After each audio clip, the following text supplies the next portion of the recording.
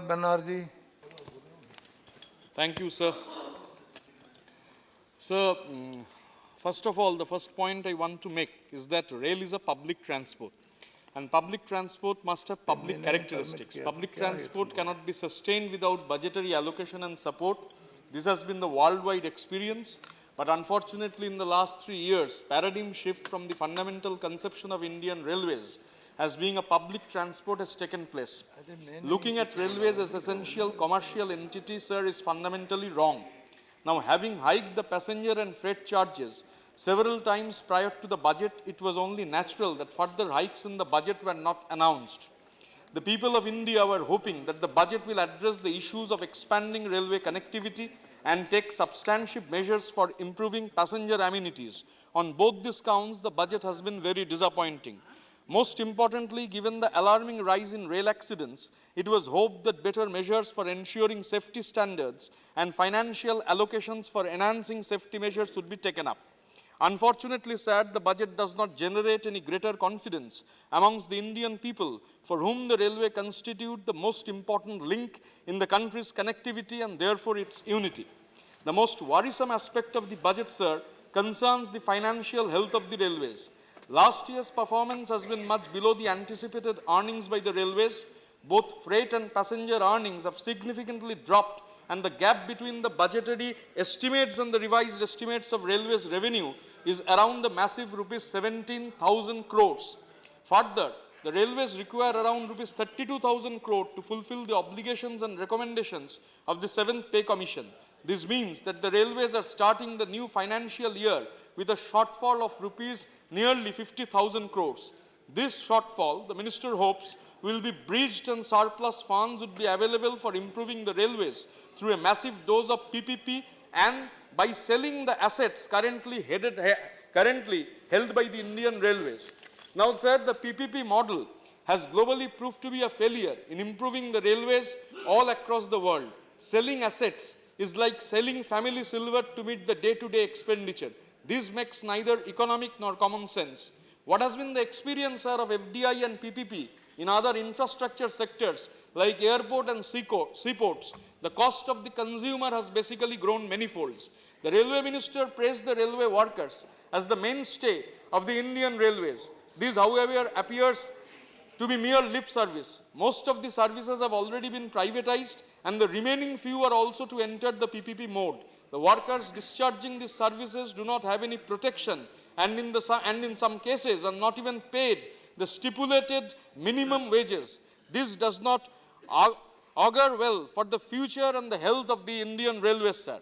My party, sir, the CPIM, has all along demanded that the Indian Railways must maintain its role in providing better services to the people as its foremost objective, and not to be reduced into a mere accounting exercise balancing its revenues and expenditures.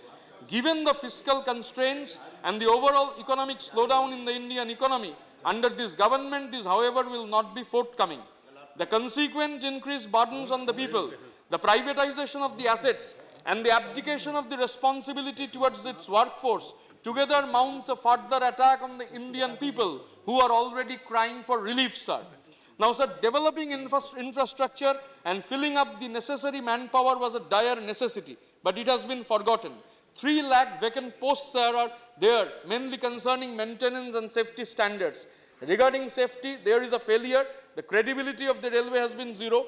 Commissions which were set up, but through these commissions, nothing has come up. Employment could have been generated by filling up these posts, but nothing has been done in this regard. Now, sir, financial efficiency of the railway is dependent on the freight traffic. Industrial development is also directly proportional to this traffic. Over the years, Indian Rail has been lagging behind in competition with the road traffic. Resource mobilization segments like the port connectivity, mines connectivity, power plants connectivity are eyed by the PPP and the FDI because ensured commercial returns are there in these sectors. Once this section goes into the private hands, things will become, sir, more untenable. Consolidation and expansion needs to be the slogan of the day, and unfortunately in this budget plan, expenditure is almost negligible. Now, if we compare ourselves with People's Republic of China, China yearly has outlay is 116 billion, and ours is 10 to 12 billion roughly. Freight traffic is almost 3 times as ours. And most interestingly, the point with which I started, that a public transport must have public characteristics. You must not look at a public transport as a commercial entity. If you look into the railway in China, it is run by China Railway Corporation. It's a national railway operator of the People's Republic of China under the Ministry of Transport, and everything is under the government control. Now, sir, as a Bengali, I was very elated, sir, to listen to the rail budget speeches, earlier rail budget speeches. I will mention, sir, the 2009-10 rail budget speech, the 2010-11 rail budget speech has elated me, because there were so many announcements for my state. And I thought that these announcements will definitely do well for Bengal. Now, sir, I have heard in those rail budget speeches that 522 hospitals and diagnostic centers will be created by the railways. 50 central schools will be created by the railways. 10 residential schools in the style of Navodaya Vidyalayas will be created by the railways. In the budget speeches, sir, I have heard that 30 multi-speciality hospitals and 16 factories will come up in Bengal. Now, sir, I want to know from the rail minister, what is the experience? What about the Shalimar Auto Hub that was proposed in those rail budget? What about the Kishan Vishan Jojana in Singur?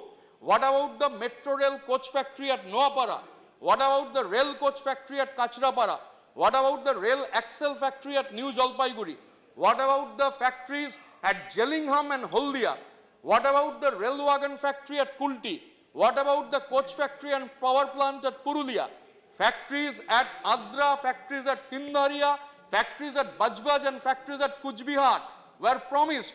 Sir, people may say that I am not being able to see these factories, but my experience is nowhere in Bengal I have been able to see these factories. So I definitely want the rail minister, when he will be replying, to throw a light on this. Majority of these places which I have already mentioned are basically cattle grazing pastures. And last Friday I had a question. The rail minister, Banerjee, is here. He replied to me. I had asked about what about the establishment of a medical college that was proposed in the rail budget of 2009-10. The rail ministry has said that it cannot be announced. It was announced because the medical council does not permit of creation of a medical college under the PPP mode. Now, sir, as far as, because as I am a Bengali and earlier I have also mentioned in this house, the best expressions of mine are always through Tagore. Whatever expressions I can have, whatever expressions that is best expressed to Tagore. Now, incidentally, in an All India Congress Committee session many years ago, Tagore was present and they recited a 5-stanza poem. Incidentally, the first stanza of the poem happens to be our national anthem. On 24th of January 1950, we have adopted that first stanza of that poem as the national anthem. The rest of the 4 stanzas are not very widely circulated. But those 4 stanzas, sir, I crave your indulgence, I will take maximum a minute more. The rest of the 4 stanzas, sir, are not very widely circulated. But those 4 stanzas are as equally emphatic as the first stanza. In the 3rd stanza, it was Tagore. It is not basically in Bengali, it is in Sanskritized Bengali. So it is easy for everybody to understand, where Tagore says in the 4th stanza, Ghora timira ghana nivira nishite, pirita murchita deshe, jagrata chilatava avichala mangala, natanayane animeshe, dushapne atanke, raksha karile anke, snehomoyi tumi mata. The loving mother, Mother India, of the suffering India, she will protect everybody. And ultimately, people will come out from this darkness. In this budget, basically, it's a budget for profit maximization of the few. Ultimately, the people, the suffering people will come out. And Tagore had voiced that in the last stanza of that emphatic poem, the 5-stanza poem. Tagore says, Ratri prabhatila udila ravichavi, purva udayagiri bhale, gahe bihangam, punna samiran, navajivana rasadhale, tava karunarun rage, nidrita bharata jage, tava charane natamatha. I urge upon the government with the words of Tagore that let all of us bow our heads not to the corporates but to the suffering millions who constitute the real India. With this I conclude. Thank you, sir. Thank you.